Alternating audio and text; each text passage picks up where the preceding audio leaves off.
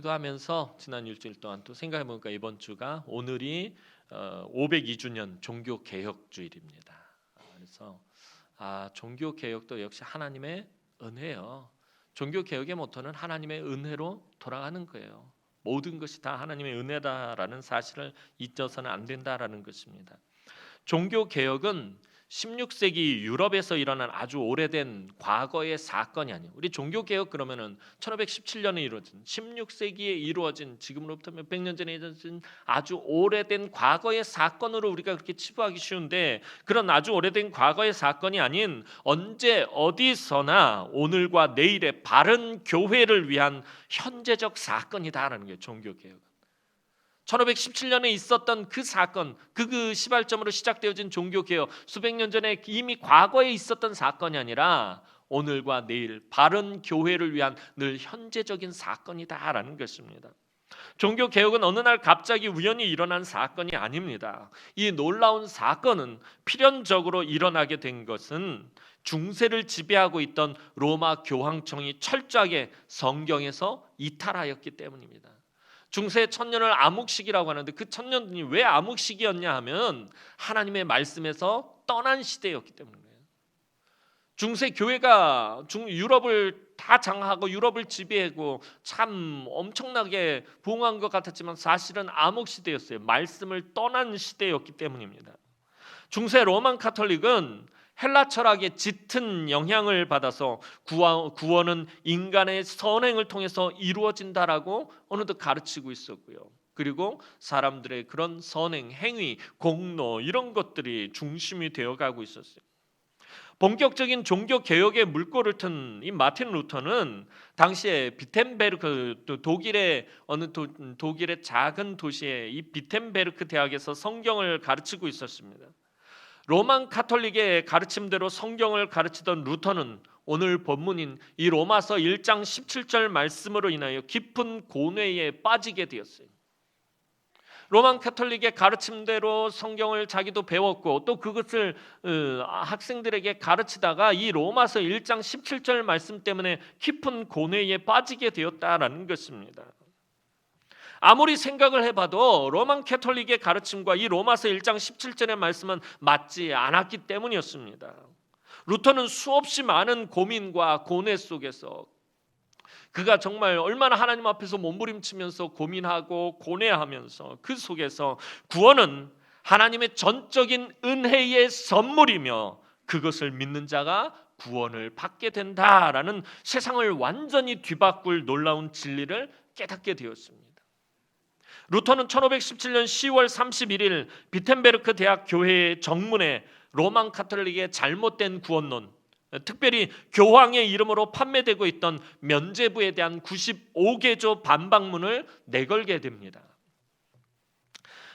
이보다 앞서서 1513년 교황 레오 10세가 이제 교황이 되는데, 이 레오 10세는 처음에는 성 베드로 성당을 건축하는 데 필요한 재정을 모으기 위해서 이 면죄부라는 것을 만들어서 발행을 합니다. 그런데 점점 면죄부를 팔아서 돈을 모으는데 집중하기 시작합니다. 이 물질적으로 재미가 솔솔치 않게 이게 들어오는 것이었습니다. 면죄부를 팔면 팔수록 자기 주머니가 두둑해지는 것이었습니다. 레오 10세는 자신이 그리스도로부터 인간의 모든 죄와 형벌에 대한 사명권을 받았다라고 주장을 하며 면죄부를 판매했다는 거예요. 교황이 예수 그리스도에게로부터 모든 인간들의 죄를 사면할 수 있는 사명권을 받았다.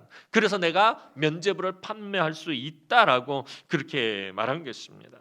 교황 레오 10세는 한시적 기한의 면죄부, 일정 기한 동안에 지은 범죄를 이렇게 사함을 받는 면죄부, 그리고 과거, 현재, 미래의 죄를 모두 면해주는 최상급 면죄부, 면죄부를 몇 가지 종류로 팔았는데 한시적인 것을 사해주는 면죄부는 좀 싸게 팔고, 그 다음에 과거, 현재, 앞으로 지을 모든 죄까지 용서를 받는 면죄부, 특별 면죄부라고 해서 이건 좀 비싸게 팔고, 또 죽은 가족들을 천국으로 올려주는 특별 면죄부까지 팔았어요. 생각해보니까 우리 아버지가 이 천국에 못 갔을 것 같아요. 그럼 가가지고 특별 면죄부를 사는 그 순간 우리 아버지의 영혼이 이 지옥에서 천국으로 올라간다는 특별 면죄부. 그래서 이런 것들을 팔았습니다. 또한 주교들과 귀족들은 교황에게 엄청난 돈을 지불하고 면죄부 판매권을 구입합니다. 처음에는 교황만 발행을 했는데 나중에는 이 각 지역의 주교들과 또 영주들이 교황에게 돈을 바치고 그 면죄부 판매권을 사옵니다. 자, 돈을 주고 면죄부 판매권을 사왔으니까 이제 해야 할 일이 뭐예요? 또 돈을 냈으니까 돈을 벌어들여야 되잖아요. 더 돈을 버는 일에 열을 올리게 됩니다. 막대한 이익금을 그리고 교황과 나누어 가지게 됩니다.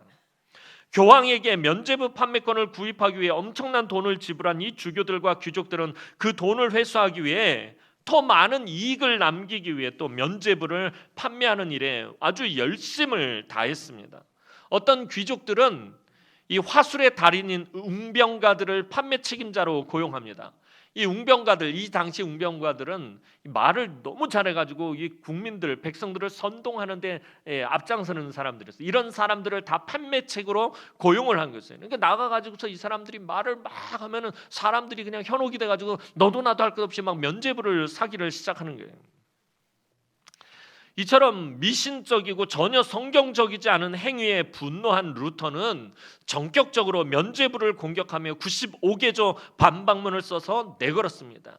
면죄부가 얼마나 잘못된 것인지 95개조로 나눠서 하나하나 다 지적을 해가지고 그것을 대학교의 정문에다가 내걸었던 것입니다. 처음에 루터는 이 반박문이 역사의 대변혁이 일어날 것이라고는 생각도 못했습니다. 사실 루터라고 해서 우리가 생각할 때 종교개혁가 루터로서는 그가 용기 있게 담대하게, 오늘 아까 불렀던 그 찬양 내주는 강한 성령, 이게 루터가 지은 거예요. 정말 강하고 담대하게 했을 것 같지만 사실은 루터는 이 비텐베르크 대학교의 정문에 이 95개조 반박문을 붙였다 뗐다를 수없이 반복했다는 거예요. 무서워서, 자기도 어떻게 될지 몰라서. 이것이 이런 역사적 대변혁을 일으킬 거라고는 상상도 못해서 갖다 붙였다가 뒤돌아서면 무서워서 다시 뗐다가 또 가다가 자기의 그 신앙적 양심에 걸려서 다시 갖다 붙이고 이것을 반복하면서 그것을 붙였다는 거예요.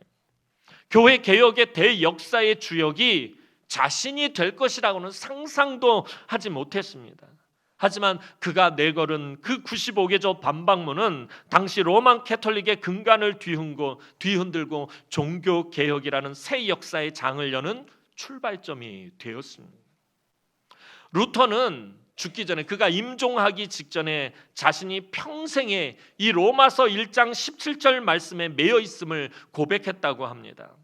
우리 로마서 1장 17절 말씀 한번 다시 읽어보도록 하겠습니다. 로마서 1장 17절 말씀입니다. 시작.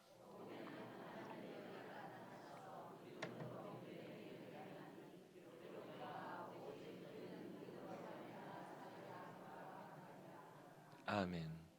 루터가 평생에 붙잡은 말씀이 이 말씀입니다. 이 말씀에 한번 휩싸이기 시작하더니 이 말씀에 매여서 이 말씀을 떠날 수가 없었고, 이 말씀 때문에 종교 개혁을 했고, 이 말씀 때문에 계속해서 그가 그 사역을 진행했다라는 것입니다.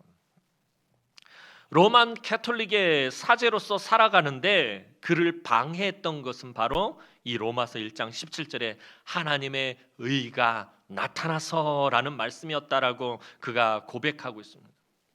하나님의 의가 나타났다는 거예요. 그 말씀, 그가 로만 캐톨릭의 사제로 살아가는 데 있어서 그의 발목을 잡은 것이 바로 이 말씀이다. 하나님의 의가 나타났다는 거예요.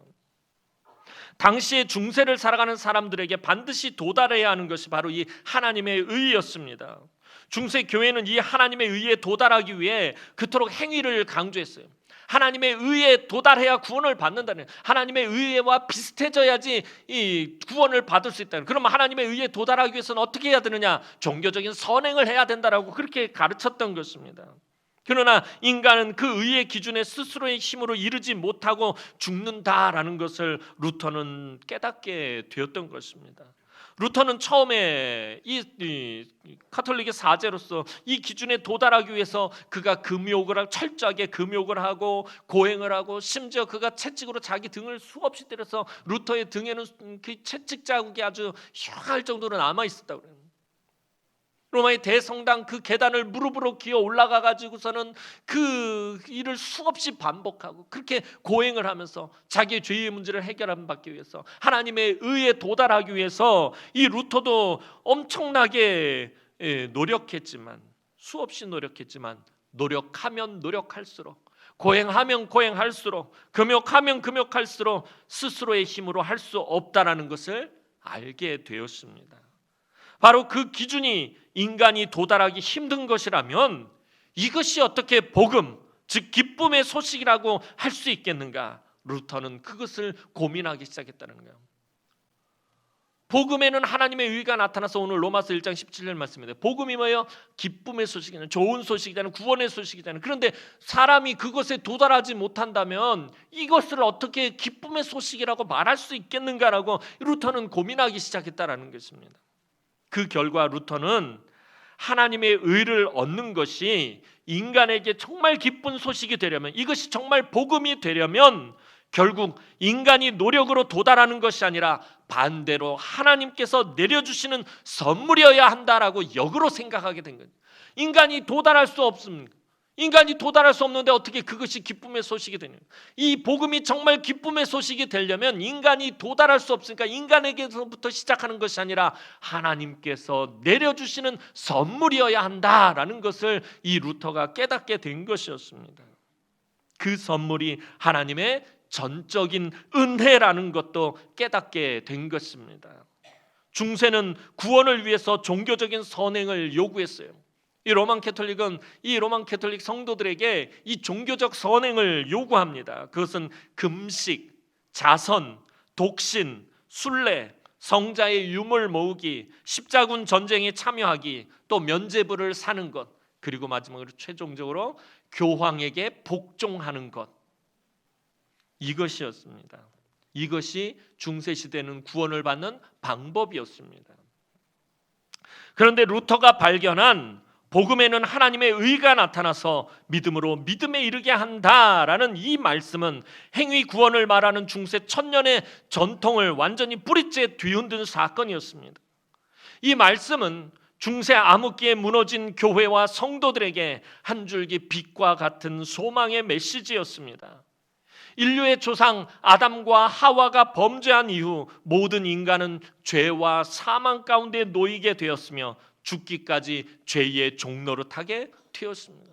성경이 말하는 것은 그것이에요. 성경이 말하는 인간론은 그것이에요. 나면서부터 죄를 안고 태어나고 죽기까지 죄의 종노릇할 수밖에 없는 자들이었다라는 것입니다. 따라서 인간은 그 어떤 행위로 구원을 받을 수 없다라고 성경은 분명히 말하고 있고요. 특별히 사도 바울은 로마서에서 그것을 증거하고 있다는 거예요.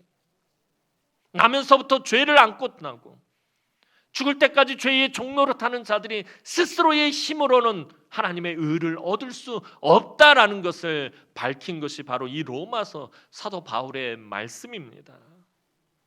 또한 하나님은 율법을 통하여 무엇이 선하고 무엇이 악한 것인지 알려주셨습니다. 사도 바울은 갈라디아서 2장 16절에서 이렇게 말씀하고 있습니다. 갈라디아서 2장 16절 말씀입니다. 자막 주세요. 자, 우리 다 함께 한번 읽어보도록 하겠습니다. 시작.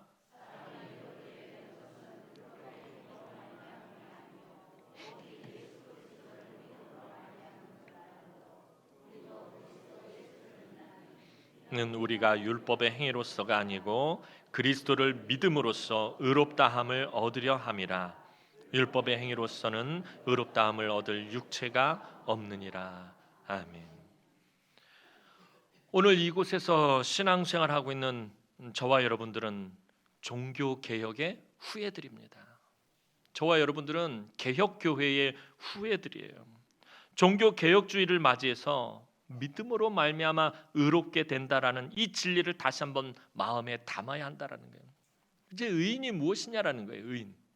이 하나님께 의롭다함을 받는 이 의인, 세상적으로 말하는 의인과는 분명히 다릅니다. 하나님 앞에서의 의인은 내가 아무것도 할 수 없고 오직 하나님의 은혜로 구원받을 수밖에 없는 연약하고 힘없고 부족한 죄인이라는 사실을 인정하는 사람이 하나님 앞에서 의인이다라는 것입니다. 하나님이 무엇을 의롭다 여기십니까? 내가 교회를 위해서 열심히 헌신하고 충성하고 무엇인가 하나 한 것이 아니라, 내가 노력한 그것이 아니라, 내가 정말 멸망받을 수밖에 없는 악하고 더러운 죄인이었지만 우리 주 예수 그리스도께서 나를 위해 십자가에 달려 죽으시고 나의 모든 죄의 문제를 해결해 주셨다라는 것, 그것을 믿는 사람이 하나님 앞에서 의로움을 받는 사람이다라는 것입니다.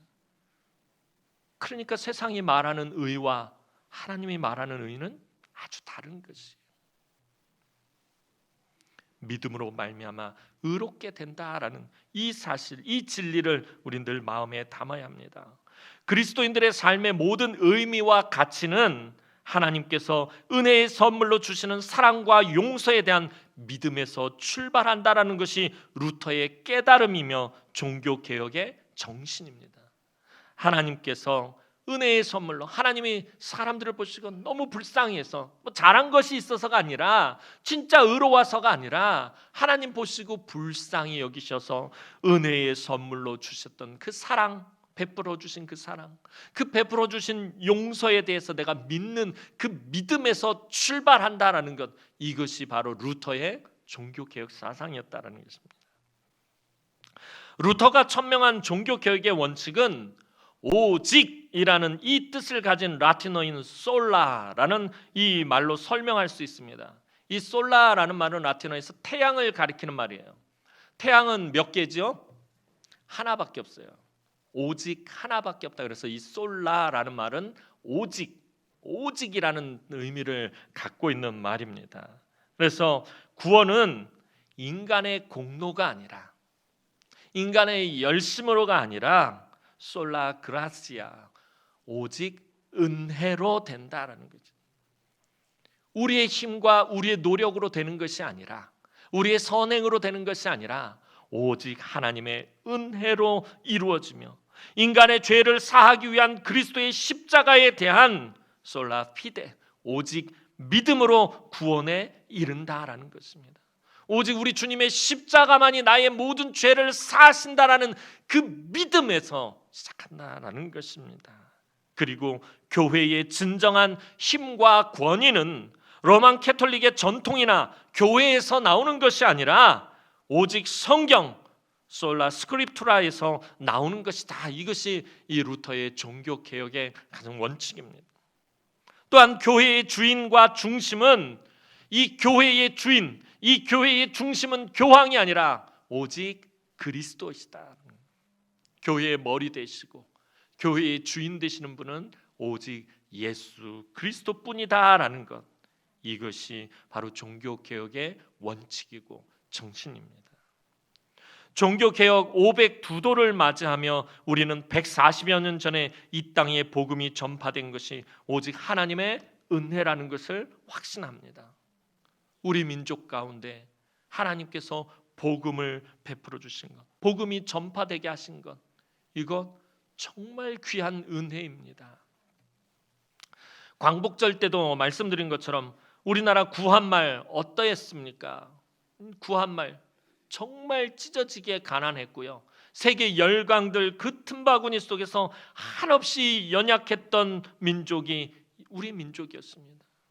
청나라에게 치이고 일본에게 치이고 러시아에게 치이고 이리 치이고 저리 치다 결국에 주권을 일본에게 빼앗기고 일정시대로 들어가게 됐어요. 그렇게 가난하고 그렇게 힘없이 연약했던 이 민족에게 하나님의 의가 나타났다라는 것입니다. 어떻게 나타난 것입니까? 우리 민족이 가장 비참했을 때 하나님께서 복음을 보내셨기 때문입니다. 하나님께서 이 민족에게 복음을 보내셨기 때문에 이 민족에게 하나님의 의가 나타났다라는 것입니다. 그리고 우리 민족이 그 복음을 믿음으로 받아서 살아나게 하셨다라는 것입니다. 이것이 하나님의 전적인 은혜의 선물이었습니다. 우리 민족이 하나님 앞에서 뭐 잘한 것이 있습니까? 잘한 것이 아무것도 없습니다. 잘한 것이 있어서 하나님이 복음을 우리 민족에게 보내신 것이 아니에요. 지난 5,000년 동안 우리 민족이 한 일이 무엇입니까? 우상과 미신을 섬기는 짓밖에 하지 않았다는 거예요. 우상과 미신을 섬기던 민족에게 하나님께서 복음을 보내셔서 하나님의 의가 나타나게 하셨다라는 것입니다.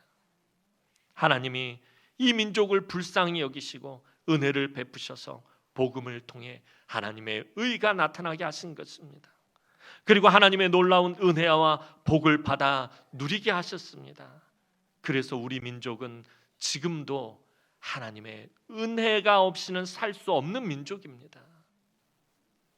그냥 망해버린 민족이었는데 하나님이 불쌍히 여기시고 은혜를 베푸셨어요. 은혜의 선물로 복음을 보내주시고 하나님의 의가 우리 민족 가운데 나타나게 하셔서 한국 교회가 이렇게 부흥하게 하시고 그 가운데서 이 민족에게 하나님께서 은혜와 복을 베풀어 주셔서 지금 세계 10대 세계 경제 강국으로 들어가게 만들어 주신 것이에요. 하나님의 은혜 없이는 살 수 없어요. 우리 민족이 무슨 자원이 있어요? 우리 땅에 파면 물밖에 안 나와요. 기름이 나와요. 뭐가 나와요? 아무것도 없는 민족이에요. 그런데도 이렇게 부흥하게 하신 건 하나님의 은혜예요.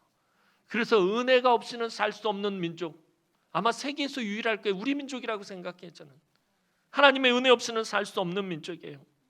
은혜가 아닌 다른 것을 붙잡으면, 그렇다면 은혜가 아닌 다른 것을 붙잡으면 우리 민족은 어떻게 되는 것입니까?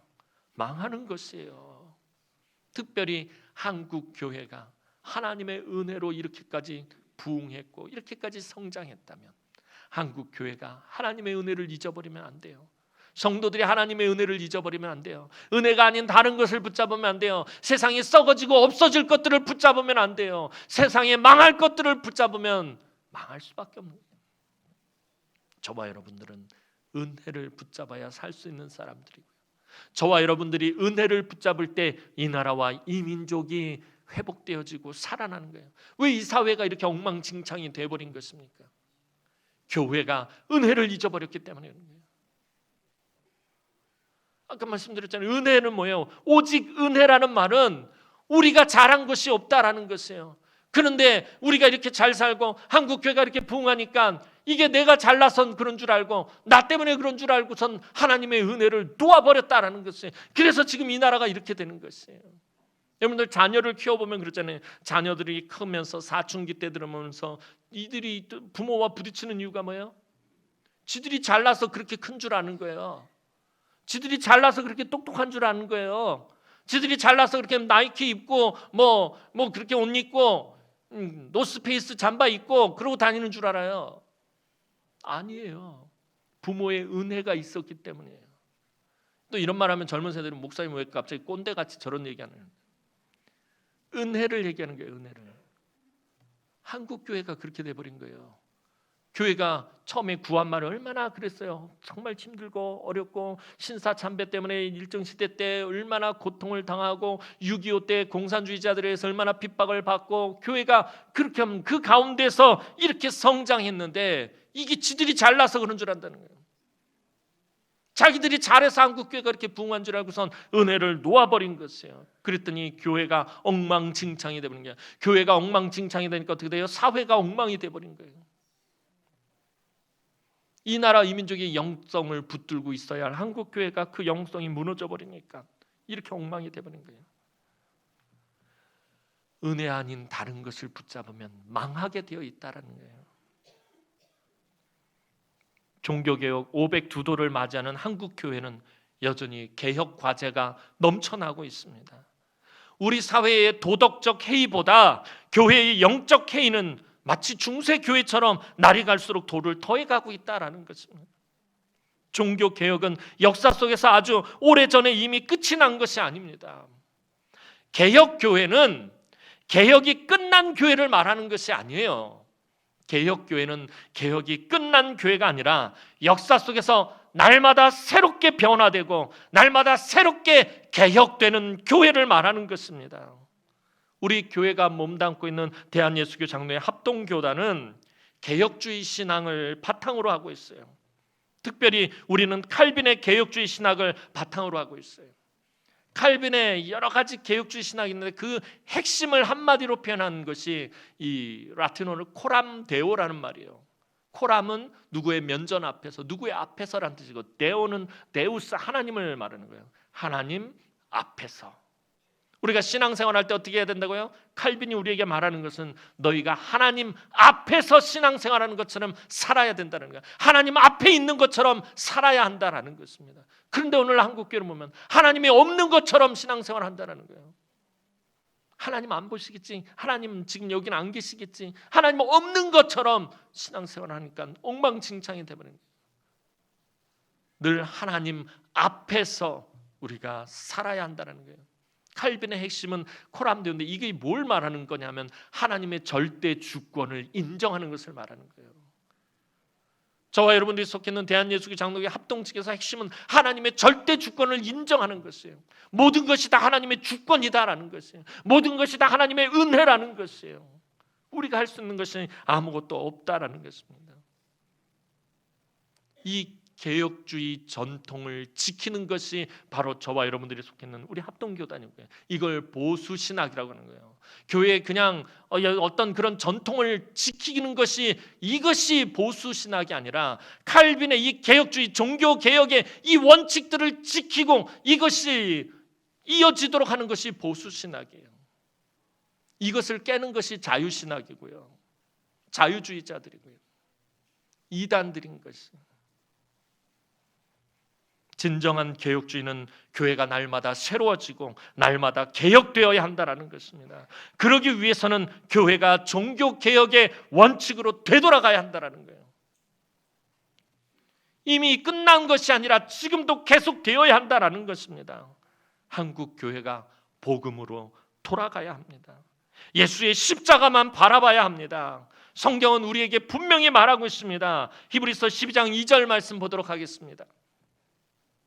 히브리서 12장 2절 말씀은 제가 늘 하던, 여러분들 귀가 닳도록 한 말입니다. 우리 다 함께 한번 읽어보도록 하겠습니다. 시작.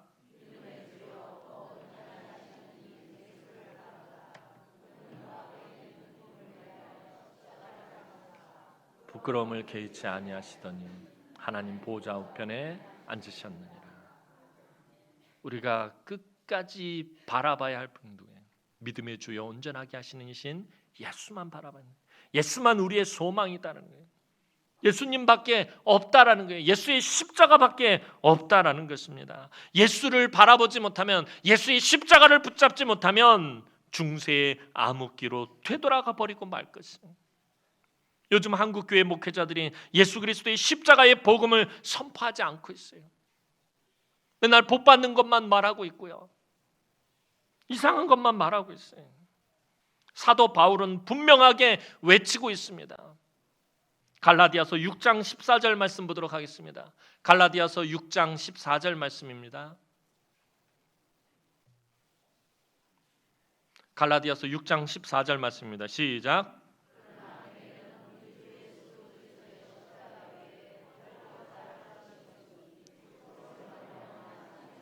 나를 대하여 십자가에 못 박히고 내가 또한 세상을 대하여 그리하노라.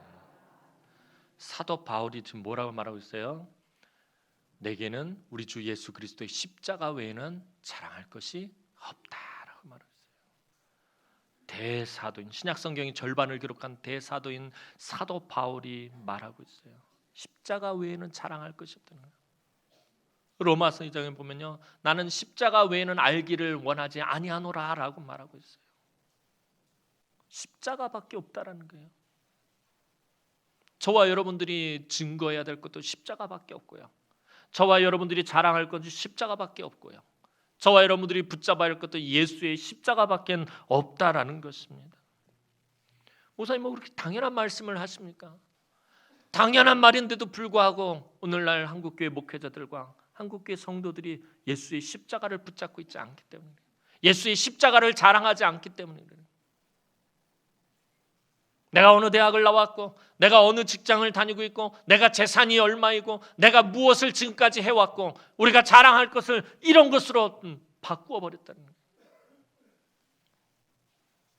예수의 십자가를 부끄러워한다는 거예요. 예수의 십자가를 자랑하는 것은 부끄러워하고 있다는 거예요.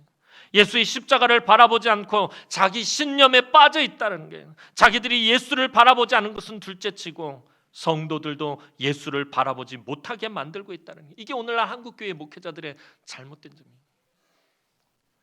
자기나 예수를 안 바라보면 그만인데 성도들까지도 예수를 바라보지 못하게 만들고 있다는 것입니다. 오늘날 목회자와 교회가 중세 교황과 중세 교회처럼 변해가고 있다는 거예요. 개혁을 거부하고 부정과 부패와 비리를 일삼고 있으면 복음은 전하지 않고 세상 정치에 빠져서 자기 이념과 신념만 주장하고 자기 욕심만 차리려 들고 있어요. 성도들도 개인의 안일과 성공을 위해 만몬과 물질과 기복주의를 숭배하고 진리와 거짓을 분별하지 못하고 자기 생각과 자기 주장과 자기 고집만 되풀이하고 있다라는 것입니다. 종교개혁은 주님 다시 오실 그때까지 계속되어야 합니다. 특별히 개혁주의 신앙의 전통에 있는 우리들은 이 개혁의 불씨를 날마다 되살려야 합니다. 나 한 사람이 말씀 위에 바로 서서 영적으로 깨어있는 것, 이것이 한국교회 개혁의 지름길이다라는 것입니다. 올해 우리 교회 표어가 무엇입니까? 이제 다 잊어버렸지요? 여기 써있어요. 이거 가려놓을 걸. 주제성구.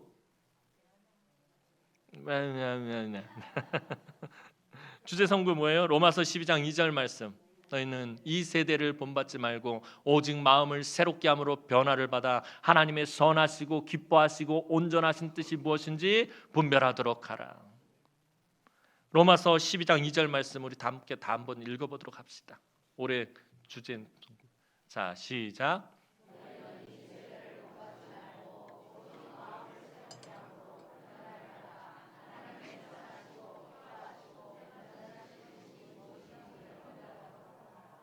여러분들 올 한 해 그렇게 사셨습니까? 너희는 이 세대를 본받지 말고 오직 마음을 새롭게 함으로 변화를 받아 하나님의 선하시고 기뻐하시고 온전하신 뜻이 무엇인지 분별하도록 하라. 올 한 해 그렇게 사셨습니까? 이 세대를 본받지 않는 것, 이 세상의 가치관과 이 세상의 기준을 따라가지 않는 것이 바로 개혁입니다. 항상 마음을 새롭게 하는 것, 이것이 개혁입니다. 무엇보다도 하나님의 뜻을 깨달아 알고 하나님의 뜻을 가장 중요하게 생각하는 것, 하나님의 주권을 세우는 것, 그것이 바로 개혁이다라는 거예요. 사실은 올해 성경 우리의 주제 성구가 개혁을 담고 있는 것이에요. 이 세상을 본받지 않는 것, 이 세상을 따라가지 않는 것, 이 세상을 소망으로 삼지 않는 것, 이 세상을 바라보지 않는 것, 오직 믿음의 주에 온전하게 계신 예수만 바라보는 것, 그리고 그 예수 안에서 날마다 새롭게 변화되어지고 그 안에서 하나님의 뜻이 무엇인지 깨달아 알고 그 하나님의 뜻대로 살아가는 것, 그것이 개혁입니다. 그렇지 않으면 우리는 망할 수밖에 없어요. 늘 그러기 위해서 늘 깨어서 말씀을 묵상하고 그 말씀 붙잡고 하나님 앞에 엎드려야 합니다. 하나님 앞에 엎드려야 된다는 거예요. 우리가 늘 하나님 앞에서 신앙생활을 해야 돼요. 늘 하나님 앞에서 살아가야 돼요. 늘 하나님 앞에서 모든 것들을 행해야 해요. 그렇지 않으면 우리는 그냥 이름만 그리스도인일 뿐이에요. 종교개혁의 후예들인 우리는 날마다 자기를 십자가에 못 박아야 합니다. 우리는 우리의 힘과 능력과 지식과 신념과 공로로 사는 것이 아닙니다. 십자가의 은혜 없이는 살 수 없다라고 말씀드렸잖아요. 내가 할 수 있는 것이 아무것도 없음을 고백하며 주님의 십자가만 붙들어야 합니다. 갈라디아서 2장 20절 말씀 보도록 하겠습니다. 갈라디아서 2장 20절 말씀입니다. 시작. 십자가에 못 박혔나니 그런즉 이제는 내가 사는 것이 아니요 오직 내 안에 그리스도께서 사시는 것이라.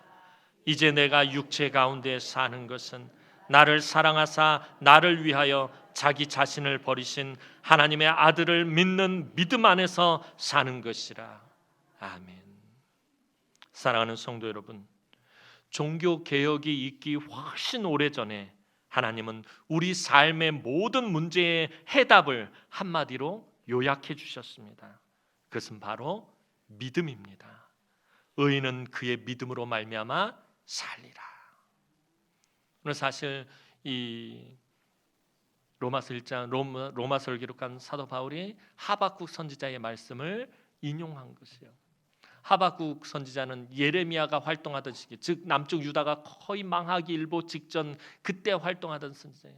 나라는 망해가고 악인이 득세하는 그 상황을 보면서 하박국이 괴로워하고 고민하고 있을 때 그에게 하나님께서 주신 말씀은 오직 의인은 믿음으로 말미암아 살 것이다. 나라가 망하고 악인이 득세하지만 그 가운데서 오직 의인은 믿음으로 말미암아 살 것이다라는 그 말씀으로 하박국 선지자 위로를 얻었고, 그 말씀을 바라보며 오늘 이 사도 바울이 그 말씀을 인용했고, 또 루터가 그 말씀을 붙잡고 종교 개혁을 한 것입니다. 여러분의 모든 문제를 우리의 주권자 되시는 하나님께 맡기시기 바랍니다. 하나님의 주권을 인정한다라는 것은 문제만 맡기는 것이 아니라 그 결과까지도 하나님께 맡기는 것입니다. 사람은 자신의 삶을 스스로 평가할 수 없습니다. 내가 잘 살았는지 내가 못 살았는지 내가 내 스스로 평가할 수 없습니다. 학생이 자기 숙제를 스스로 평가할 수 없어요. 내가 집에서 열심히 숙제하고 야 이거 100점짜리다 하고 갖고 왔는데 선생님이 볼 때는 그것이 100점짜리가 아니에요. 그 숙제를 평가하는 것은 선생님이에요. 학생이 평가하는 것이 아닙니다. 물론 잘했는지 못했는지 어느 정도 감은 잡을 수 있지만 절대적인 평가를 할 수가 없어요. 평가는 선생님이 하는 것입니다. 마찬가지로 우리 인생에 대해서, 우리 삶에 대한 평가는 내가 하는 것이 아니고 다른 사람이 하는 것이 아니라 오직 우리의 주권자 되시는 하나님이 하십니다. 우리 모두는 잘한 것은 잘한 대로, 못한 것은 못한 대로 하나님께 맡겨야 합니다. 그리고 낙심하거나 불평하고 원망해서는 안 됩니다. 하나님은 우리에게 아주 큰 것을 바라지 않으십니다. 그저 내 삶의 형편과 처지 속에서 낙심하지 않고 최선을 다해 믿음으로 살기만 해도 성공 유무와는 상관없이 하나님은 기뻐하신다라는 거예요. 내가 비록 실패한 삶을 살았다, 세상적으로는 실패한, 성공하지 못했다 할지라도 내가 믿음을 붙잡고 최선을 다해서 살았으면 그것을 하나님은 기뻐하신다라는 것입니다. 믿음으로 말미암아 살리라 할 때 이 살리라라는 것은 단순히 목숨을 지킨다는 것을 말하는 것이 아닙니다. 회복되고 치유되는 생명력이 넘치는 정말 능력 있는 삶을 산다라는 것입니다. 아무리 힘든 시련과 고난과 고통이 찾아와 넘어지고 쓰러져도 다시 믿음으로 회복되어 일어서서 하나님의 말씀을 따라가는 것입니다. 그것이 믿음으로 말미암아 살리라라는 것입니다. 모든 문제의 답은 믿음에 있습니다. 삶의 현실에서 괴로워하는, 악인이 득세하고 나라가 망하는 것을 바라보면서 괴로워하는 하박국 선지자에게, 그리고 고난 가운데 있는 사도 바울에게, 그리고 다시 무너진 중세 교회의 루터에게 말씀을 주셨듯이 오늘 절망적인 상황 속에서도 믿음을 가지고 치열하게 영적인 싸움을 하며 살아가는 성도들에게 하나님은 말씀을 남기셨습니다. 의인은 오직 믿음으로 말미암아 살리라. 이 말씀이 우리가 낙심되고 시험에 들고 사람을 의지하려고 할 때마다, 그리고 교회가 흔들리고 요동할 때마다 우리를 살리고 교회를 살리는 것은 오직 하나님의 주권적인 다스리심입니다라고 고백할 수 있게 만드는 것입니다. 하박국 선지자가 망해가는 나라를 보며 고민하고 괴로워할 때도, 사도 바울이 고난과 고통 속에 복음을 전할 때도, 마틴 루터가 중세 암흑기에 종교 개혁을 일으킬 때에도 의인은 믿음으로 말미암아 살리라라는 말씀은 살아서 역사했습니다. 이 말씀은 오늘 우리 시대, 우리 시간에도 동일하게 역사합니다. 나의 욕심, 나의 생각, 나의 고집, 아직도 펄펄 살아있는 나의 자아를 예수의 십자가에 못 박고 하나님만 오직 믿음으로 바라보시기 바랍니다. 그러면 하나님이 여러분이 어떤 처지, 어떤 형편, 어떤 상황 가운데 있다 할지라도 여러분을 회복시키시고 치유하시고 능력 있게 하시며 생명력이 넘치게 하실 것입니다. 오늘도 종교개혁의 원칙 가운데 믿음으로 말미암아 하나님을 기쁘시게 하며 날마다 승리하는 삶을 살아가는 우리 사랑하는 주의 귀한 남흥의 성도들이 되기를 주님의 이름으로 축원합니다. 기도드리겠습니다. 사랑과 은혜가 많으신 아버지 하나님, 은혜와 사랑을 진심으로 감사를 드립니다. 영원히 멸망받아서 죽을 수밖에 없는 악하고 더러운 저희들을 위해서 독생성자 예수 그리스도를 아낌없이 내어주시고 십자가에서 죽기까지 희생시키신 하나님의 그 크신 사랑과 은혜가 없었더라면 오늘 우리가 하나님의 구원의 백성, 구원의 자녀가 될 수 없었음을 하나님 이 시간에 고백합니다. 모든 것이 다 하나님의 은혜였습니다. 나의 공로 없었고 나의 부족함, 나의 연약함으로 하나님의 의를 우리가 받을 수 없음을 고백합니다. 모든 것이 하나님의 은혜의 선물이었음에 오늘도 우리가 그 믿음으로 이 땅 가운데서 살아가게 하시고, 오늘도 사랑하는 주의 귀한 성도들이 오직 주님의 그 십자가만 붙들고 오직 예수만이 우리의 소망인 줄 알고 오직 주님만 바라며 이 험한 세상 가운데서 승리하는 삶을 살아갈 수 있도록 하나님 은혜를 베풀어 주옵소서. 감사를 드렸고 예수님의 이름으로 기도하옵나이다. 아멘.